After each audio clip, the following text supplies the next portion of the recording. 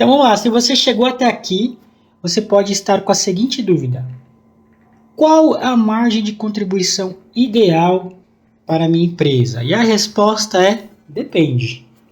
Tá? Antes de te responder, eu vou te mostrar o seguinte cenário aqui. Ó. Você está vendo aí na tela a empresa A e a empresa B. As duas empresas, vamos supor que elas fazem parte do mesmo mercado, ok? São empresas concorrentes. E elas têm um faturamento médio mensal idênticos, ok? O que muda aqui é a margem de contribuição de cada uma delas. Você olha aqui a empresa A, deixa eu botar aqui a canetinha aqui, o laser aqui, ó. Você olha aqui a empresa a margem de contribuição da empresa A está em 50%.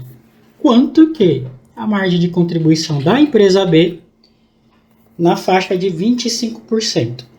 Se você tivesse só esses dados em mãos e tivesse a oportunidade de investir em uma dessas empresas, em qual dessas empresas você investiria?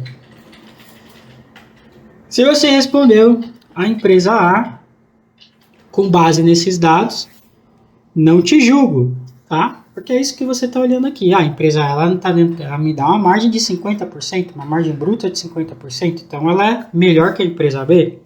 Agora, olha o seguinte cenário aqui. Olha como as coisas mudam.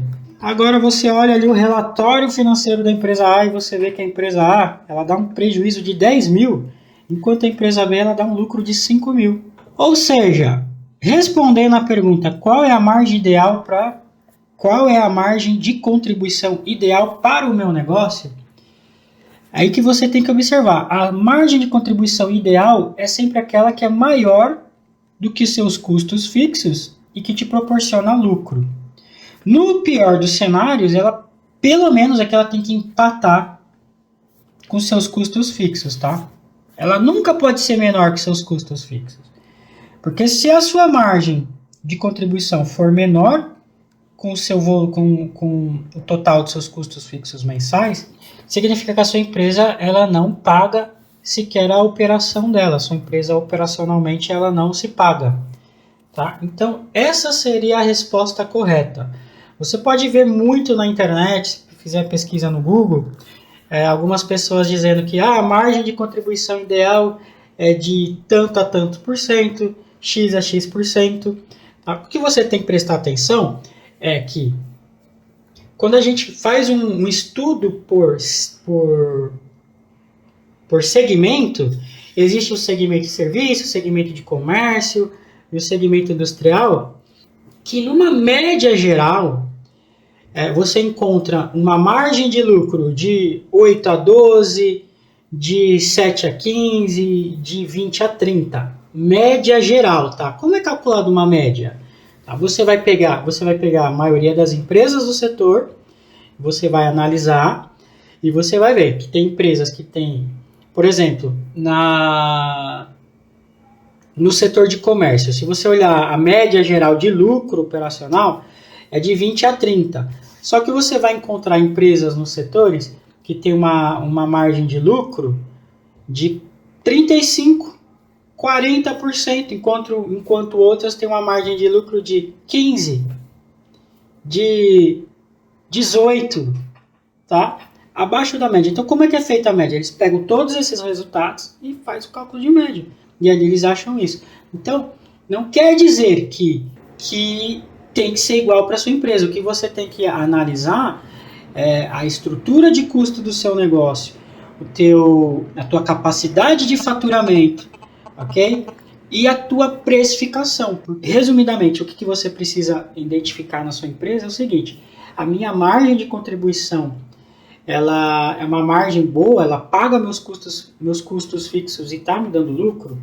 Se sim, bacana.